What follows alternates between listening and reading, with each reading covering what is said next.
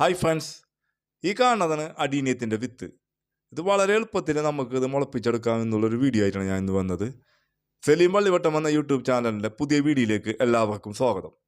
ആദ്യമായിട്ടാണ് വീഡിയോ കാണുന്നതെങ്കിൽ സബ്സ്ക്രൈബ് ചെയ്യാനും സപ്പോർട്ട് ചെയ്യാനും മറക്കരുത്.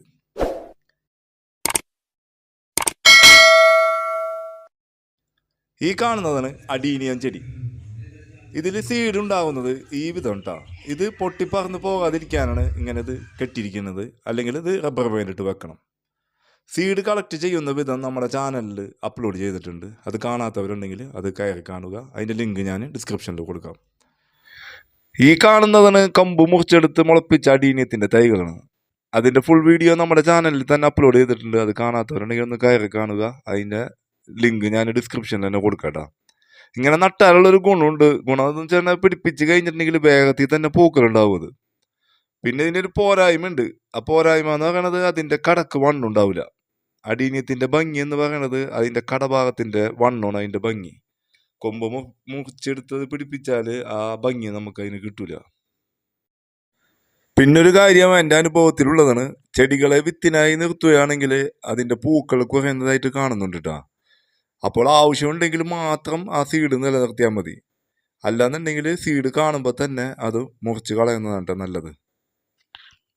അങ്ങനെ കളക്ട് ചെയ്ത സീഡാണ് ഈ കാണുന്നത്. വിത്തിനായി സീഡ് തിരഞ്ഞെടുക്കുമ്പോൾ നമ്മൊരു കാര്യം പ്രത്യേകം ശ്രദ്ധിക്കണം. നല്ല ആരോഗ്യമുള്ള സീഡ് തന്നെ തിരഞ്ഞെടുക്കാൻ ശ്രദ്ധിക്കണം കേട്ടോ. വിത്ത് പാകാനായി ഞാൻ എടുത്തിരിക്കുന്ന പോട്ടി മിക്സ് എന്ന് പറയുന്നത് നല്ല ഇളക്കമുള്ള മണ്ണാണ്. അത് നമുക്ക് മണലോ എംസാൻഡോ അതൊക്കെ ആവാട്ടോ. ഞാൻ എടുത്തിരിക്കുന്നത് നനഞ്ഞ എംസാൻഡും നനഞ്ഞ ചകിരിച്ചോറുമാണ്. ഇവ രണ്ടത് സമാസമം മിക്സ് ചെയ്ത് ഇതിലേക്ക് ഈ സീഡുകൾ കുറച്ച് ഗ്യാപ്പിട്ട് ഇത് പാകി കൊടുക്കണം. ശേഷം അതിൻ്റെ മുകളിലേക്ക് ഈ പോട്ടി മിക്സ് തന്നെ നമുക്കിട്ട് മൂടണം.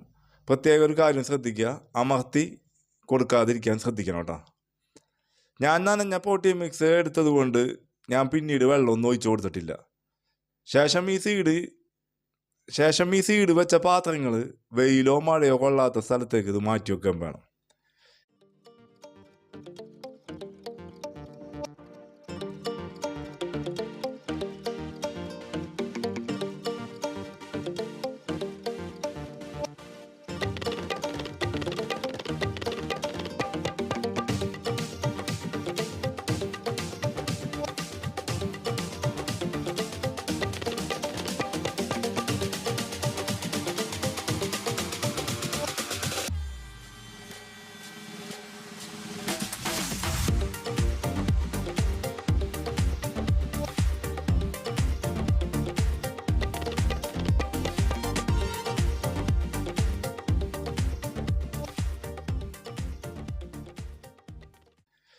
ഈ കാണുന്നത് 6 ദിവസം കഴിഞ്ഞിട്ടുള്ള നമ്മുടെ വിത്ത് മുളച്ചതാണ് കേട്ടോ.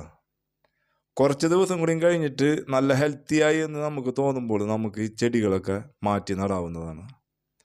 വീഡിയോ ഇഷ്ടപ്പെട്ടെന്ന് വിചാരിക്കുന്നു. പുതിയ വീഡിയോ ആയിട്ട് നമുക്കിനി വീണ്ടും കാണാം.